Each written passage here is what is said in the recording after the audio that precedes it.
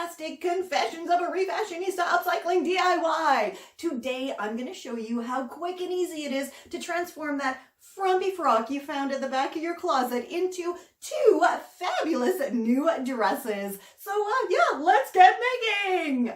This is Confessions of a Refashionista.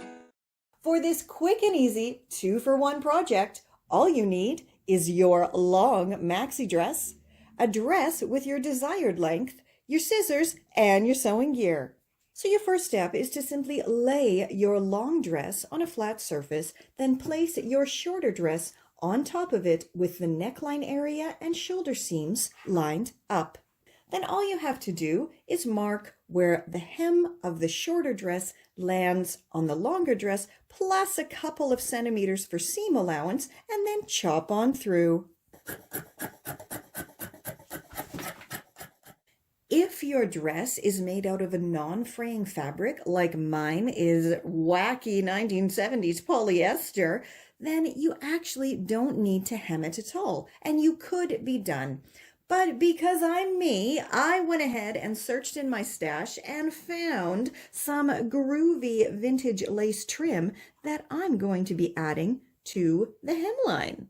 And the fancy new hemline of my fabulously shortened dress is now complete. Here's a quick tip as well. If you ever have a wonky or not super straight seam, simply stitch some fab vintage trim over top of it, and you've not only covered up your wonky seam, but you've also enhanced the garment. So now let's move on to the bottom half of that dress. Now, first, I thought I will just add the bottom half to these kind of already half chopped up jeans that I have in my stash, you know, adding that as the waist area. But then as I was going through my stash a little bit more, I found this absolutely adorable half of a sweater that I had previously used for another refashion years ago. And yeah, I think creating an adorable little pattern mix mini dress is just about perfect, don't you think? So let's do that. Guten Tag! Are you enjoying this video? Good!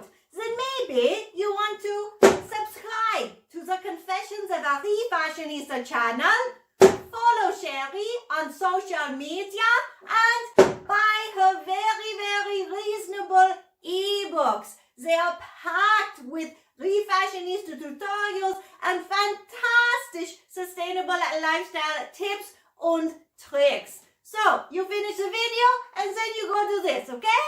Okay. So now to create an adorable little dress from the bottom part of a skirt and an existing top, all you have to do is pop the two of them together with right sides facing, and in this case, the raw edges lined up, and then match up those side seams pinned together. And I'm lucky because in my case, my sweater is super stretchy. So as I'm stitching, I can just simply stretch the fabric so it matches up. In some cases, if your top does not have a lot of give to it and your skirt is wider than your top, you will have to pleat up and gather that top edge of the skirt. But as I said, luckily enough, mine is super stretchy and I can just stretch as I stitch. Et voila! My adorable pattern mixed dress is now complete. Hooray! Now, here's another quick tip. As you're stitching, make sure you use the zigzag setting on your machine because it allows the dress to have that little bit of stretch necessary to pull it on and off over your head. I love how both of those came out, and I do think it was a much better choice to add the sweater top to the bottom of that dress than to simply, attach it to that old pair of jeans. But if you do want to know how to transform an old pair of jeans into a groovy skirt, then yeah, I'll put the link down below for that. And as always, head on over to my Confessions of a Refashionista site for loads of sustainable lifestyle tips, tricks, and rockin' Refashionista tutorials. And until next time, stay safe, stay well, and I'll get ya on the zigzag.